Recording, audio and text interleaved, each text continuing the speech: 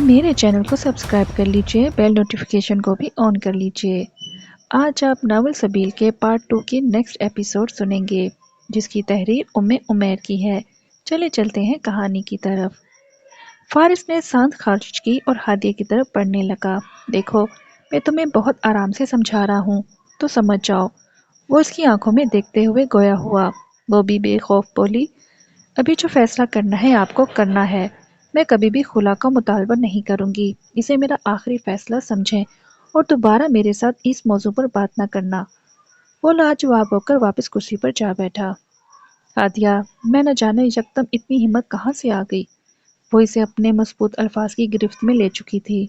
इस बाबर ने मुझे हाँक लिया था, मगर मैं आपको इस बात की हरगिज इजाज़त नहीं दूंगी। वो उसकी आंखों में आंखें डालकर अपनी हैसियत बावर करवाने लगी। आप दोस्ती की भेंट चढ़ते हैं, इसमें मेरा रत्ती भर बराबर कसूर नहीं, मगर आप मेरे दोस्त नहीं हैं, तो मैं क्यों आपकी बातों में आऊं। मैं बोली लगाई जाने वाली लड़की हूँ जो आए रोज मर्द बदलती रहूं। जवाब दें, अभी बोलती क्यों बंद हो गई। आपको कवाली लड़की की ख्वाहिश है तो चाहिए, अपनी इस ख्वाहिश को पूरा कर लीजिए। अपनी मनपसंद महबूबा को अपना ले और अपने साथ ले जाएं, मगर खुदारा मुझे इन बुजुर्गों की छांव में रहने दें। हादिया की आवाज़ शिद्दत गम से भर आ गई। मैं इतनी गई गुजरी हूँ, जिसका जब जी चाहे वो अपना ले और जब जी चाहे किसी के हवाले कर दे। फारिस साहब, आप इस वक्त जिस भी नीयत से घर लौटे हैं, वो कीजिए और वापसी की राह लें। मैं ना आपके साथ जाना चाहती हूँ और ना खुला का मुतालबा करूंगी। फारिस इस लड़की के स्नेह रूप पर शशता रह गया। वो बात मुकम्मल करके उठने लगी तो पूछ बैठा, कहाँ जा रही हो। जहाँ से आई थी वहीं वापस जा रही हूँ, ताकि नाफिया के साथ कुछ वक्त गुजार लूँ। हादिया ने रूठे खुरदरे लहजे में जवाब दिया और बाहर निकलने लगी। मैंने तुम्हें कमर से निकलने की इजाज़त दी है? नहीं दी, मगर मुझे आपकी इजाज़त की ज़रूरत नहीं है। मिर्चा चबाकर नीचे आई हो या फिर पैदाइशी मौतब हो। मैं पैदाइशी मौतब हूँ या अभी हुई हूँ, इसमें आप दो मर्दों का काफ़ी हाथ है। एक नाम निहात मुलाओं का मुकल्लद और दूसरा दम दबाकर भागने वाला है। काश तुम्हारी ये बदजुबानी मेरे वालिदैन अपने कानों से सुने, तो वो कभी भी तुम्हें मेरी ज़िंदगी में शामिल रखने पर जोर न लगाएं। आपकी काश का अब कोई फ़ायदा नहीं, क्योंकि पानी सर से ऊंचा हो चुका है।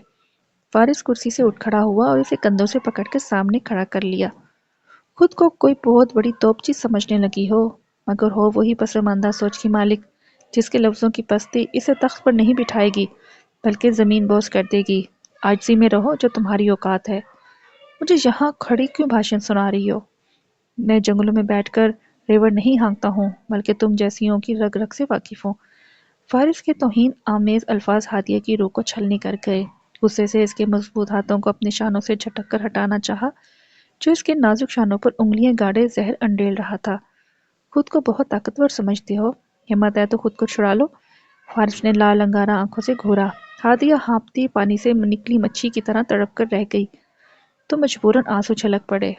गुस्से से लाल चेहरा आंसू की लड़ियों से तरौने लगा, मगर मुखातिब ढीठ इसे अपनी गिरफ्त से आज़ाद न करने की ठान चुका था। अपनी ताकत दिखा के मुझे कायल नहीं कर सकते फारिस साहब। मैं आपकी शिकायत आपके वालिदैन को लगाऊंगी कि आप मुझे हर वक्त हरासा करते हैं और हर काम ज़बरदस्ती करवाना चाहते हैं। बिलखते हुए हादिया के मुंह में जो आया बोलती चली गई। हा हा हा, हर वक्त हा हा हा। कितना वक्त मैं तुम्हारे साथ गुजार चुका हूँ, और कौन सा काम करवाया है जो तुम मेरे वालिदैन की अदालत में खड़ी करोगी। भोली हो या एक्टर अच्छी हो, जो भी समझो साहब। हादिया हिजानी कैफियत में गोया हुई, जैसे इसके पास अब जवाबी कार्रवाई के लिए कुछ नहीं बचा हो। इसकी हालत जार देखकर चंद लम्हों के लिए फारिस छटका गया और फिर सरहद से इसे आज़ाद करता ख्वाबगह की कुंडी खोलकर लंबे डग भरता बाहर निकल गया। हालात की सताई हादिया एक बार फिर टूटकर बिखरने लगी। मेरे मालिक, मेरे लिए बेहतरीन सबील पैदा फरमा। इस शख्स के दिल में मेरे लिए रहम पैदा फरमा। इसकी सारी बदगुमानियां दूर करते मेरे मौला। वो सिसकती बिस्तर पर ठहर गई। बाबा, वो शख्स किसी हद तक भी जा सकता है, आप मेरी बात को समझने की कोशिश करें।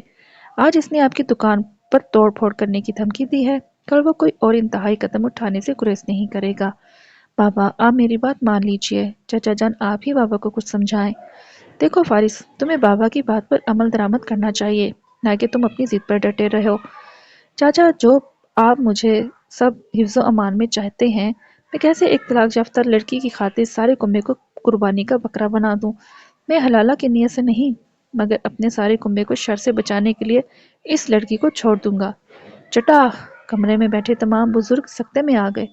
فارس جو بابا کے پاس نیچے کرسی کے پاس ان کے گھٹنے پکڑے بیٹھا تھا، گال پر ہاتھ رکھ کر حیرت کا مجسمہ بن گیا۔ ابو ہریرہ رضی اللہ عنہ سے روایت ہے کہ رسول اللہ نے فرمایا، جب تم میں سے کوئی شخص لڑے تو پھر چہرے سے بچے۔ تشریح: چہرے پر مارنے کی ممانعت والی اس حدیث میں معلوم ہوا کہ مسلمانوں کو ایک دوسرے کے چہرے پر کوئی چیز بھی مارنا منع ہے، حتیٰ کہ اپنے غلام، خادم یا شاگرد کو ادب سکھانے کے لیے یہ سزا دیتے وقت بھی چہرے پر کوئی چیز مارنا حرام ہے۔ ابو ہریرہ رضی اللہ عنہ سے ایک مرفوع روایت میں یہ الفاظ ہیں، جب تم میں سے کوئی اپنے خادم کو مارے تو چہرے سے بچے۔ آپس میں لڑائی ہو جائے تو غصہ اور جذبات کتنے ہی معتدل کیوں نہ ہوں، مسلمانوں کے منہ پر تھپڑ چھوڑ کر تھپڑ بھی نہ مارے۔ ایک روایت کے مطابق جب تم میں سے کوئی شخص اپنے بھائی سے لڑے تو منہ پر تھپڑ نہ مارے، سزا دیتے وقت بھی منہ پر نہ مارے۔ ایک روایت میں قاتل کی جگہ، یعنی صرف لڑائی ہی نہیں، کسی وجہ سے بھی مارے تو چہرے پر مارنے سے بچے۔ بھائی جان، جوان بچہ ہے، کچھ تو خیال کریں۔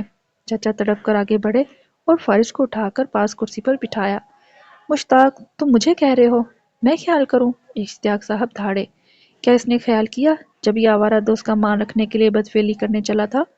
کیا اس نے ایک بار سوچا کہ میں اپنے بوڑھے باپ کے سفید بالوں کا خیال رکھ لوں یا بوڑھی ماں کا سوچ لوں جو ہر جتن کر چکی تھی اسے شادی کرنے کے لیے، قائل کرنے کے لیے؟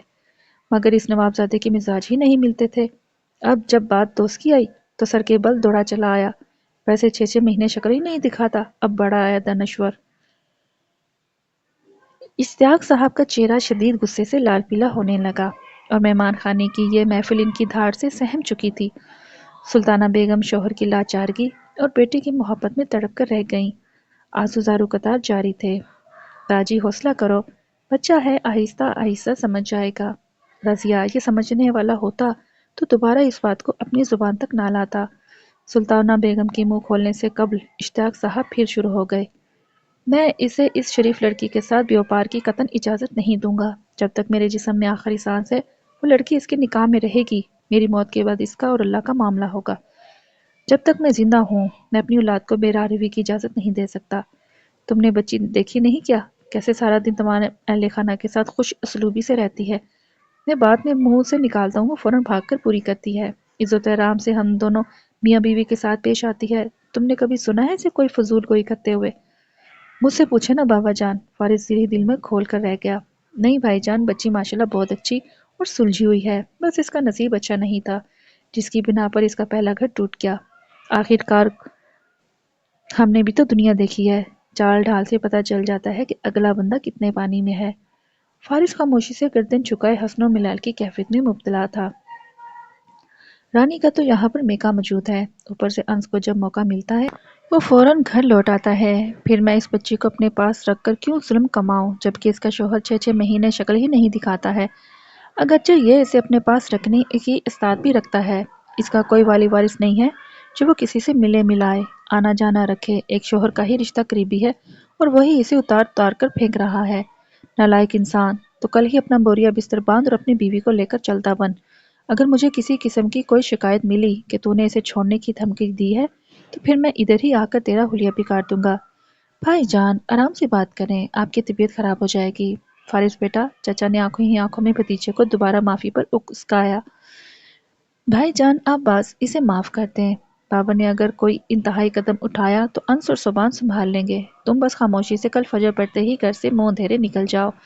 گھر نہیں ہے کوئی بات نہیں ہے، 2 4 دن ہوٹل میں کمرہ کرائے پر لے لو۔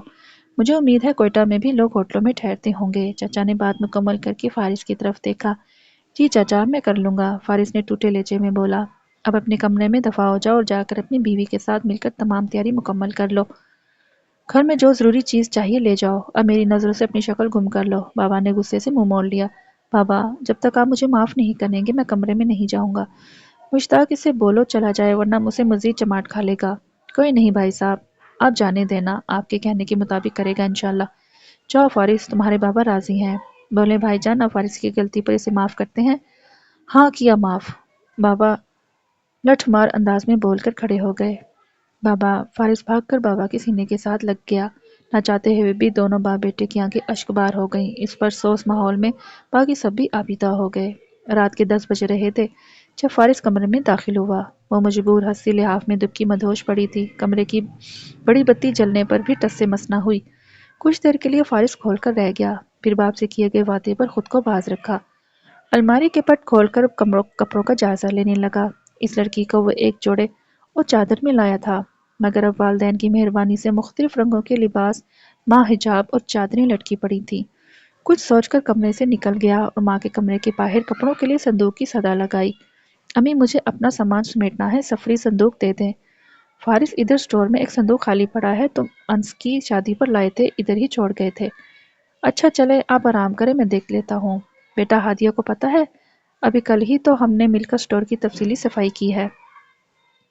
آپ کی لاڈلی گہری نیند سوئی ہوئی ہے۔ فارس دانت پیس کر رہ گیا۔ چاروں ناچار سٹور کا رخ کیا اور صد شکر مطلوبہ صندوق بآسانی مل گیا۔ کمرے میں لوٹا تو وہ جان کا عذاب ابھی بھی سوئی پڑی تھی۔ آفت کی پڑیا، جی چاہت سوتے میں 2 چماٹ لگا دوں۔ سفری صندوق کھول کر اپنے اور اس ناپسندیدہ ہستی کے تمام کپڑے غصے سے صندوق میں ٹھونس کر زپ بند کرنی۔ بہتر ہے اسٹریل کا حجاب نہ ڈالوں، صبح کیا پہنے گی؟ خود کلامی کے بعد حجاب اور ایک چادر نکال کر کونے میں پڑی کرسی پر جا پھینکی۔ اب سونا بھی اسی بستر پر پڑے گا۔ جی چاہا انس کے کمرے میں جا کر سو جائے۔ انس کام پر ہے اور رانی اوپر میکوں کے پاس ٹھہری ہوئی ہے۔ رات کو کس نے آ کر دیکھنا ہے میں کہاں پر سویا ہوں۔ انس کا کمرہ اندھی سی کنڈی کر لوں گا اور فجر سے پہلے الارم کے مقررہ وقت پر کمرے میں آ جاؤں گا۔ فارس سر کھجاتا دائیں بائیں دیکھ رہا تھا جیسے آسمان سے اس کے لیے ایک اور بستر اتر آئے گا۔ بابا کو پتا چلا تو میرا جینا دوپہر کر دیں گے۔ میں کیا کروں؟ بہتر ہے پہلے سے انس کو بتا دوں۔ انس یار، مجھے آج کی رات تیرے کمرے میں ٹھہرنا پڑے گا۔ تو رانی کو بول دے نیچے نہ آئے۔ مجھے رات کو کچھ کام کرنا ہے اور صبح فجر ہوتے ہی گھر سے نکلنا ہے۔ ادھر میری بیوی کی خواہ نیند خراب ہوگی اور پھر کل کا سفر بھی بہت طویل ہے۔ امید ہے تو سمجھ گیا ہوگا، باقی تفصیلات تجھے پہنچنے پر بتاؤں گا۔ انس نے فوراً جوابی پیغام بھیجا۔ کوئی بات نہیں بھائی جان، اپنی بیوی کے آرام کا خیال رکھنا ثواب کا کام ہے، آپ کام مکائیں۔ میں رانی کو ابھی مطلع کیے دیتا ہوں، وہ نیچے نہیں آئے گی کیونکہ کل صوبی نافع کو اپنے گھر لے جا رہا ہے۔ فارس نے پلٹ کر ہادیہ کو دیکھا، وہ اسی کروٹ سوئی ہوئی تھی۔ اس نے اپنے کمرے کی بتی گل کی، فون اٹھایا اور دبے پاؤں انس کے کمرے میں پہنچ کر کمرہ کنڈی کر کے سکھ کا سانس لیا۔ یا اللہ، یہ 4-5 گھنٹوں کی نیند ہو جائے پھر صبح دیکھتے ہیں کیا کرنا ہے۔ لمبا سانس لے کر بستر پر نیند دراز ہو گیا اور فون کھول لیا۔ بابر کی وہی پرانی چک چک پڑی، اوپر دل ہو کر فون پر الارم لگا وقت مقرر کر کے سو گیا۔ طویل سفر اور کچھ سارے دن کی مغزماری پر فوراً نیند بھی مہربان ہو گئی۔ صبح الارم اپنے مقررہ وقت پر بجنا شروع ہو گیا۔ فارس نے تھکن زدہ جسم کو چاروں نہ چاروں ہلایا اور ہاتھ بڑھا کر الارم کا گلہ گھونٹا۔ بابا کے خوف سے فوراً آنکھیں مسلتا ہوا اٹھ بیٹھا۔ بہتر ہے ابھی ادھر سے نکل جاؤں، اس سے پہلے بابا مجھے یہاں پر سویا دیکھ لیں۔ موبائل کی روشنی میں فرش پر پڑی چپل پاؤں میں گھسیڑی اور دبے پاؤں کنڈی کھول کر دائیں بائیں دیکھا، مکمل سناٹا تھا۔ شکر ہے بابا ابھی فجر کے لیے نہیں اٹھے ہیں۔ فارس نے اپنے کمرے میں پہنچ کر سکھ کا سانس لیا۔ بتی جلائی تو ہادیہ کو غائب پایا، شاید غسل خانے میں گئی ہوگی۔ کچھ سو کر بستر پر ٹک گیا کہ ہادیہ نکلے تو یہ غسل خانے جائے، وگرنہ لیٹنے سے دوبارہ نیند کا غلبہ طاری ہوگا۔ 5 منٹ کے انتظار کے بعد جب غسل خانے سے کوئی آواز سنائی نہ دی تو خطرے کی گھنٹیاں بجنے لگیں۔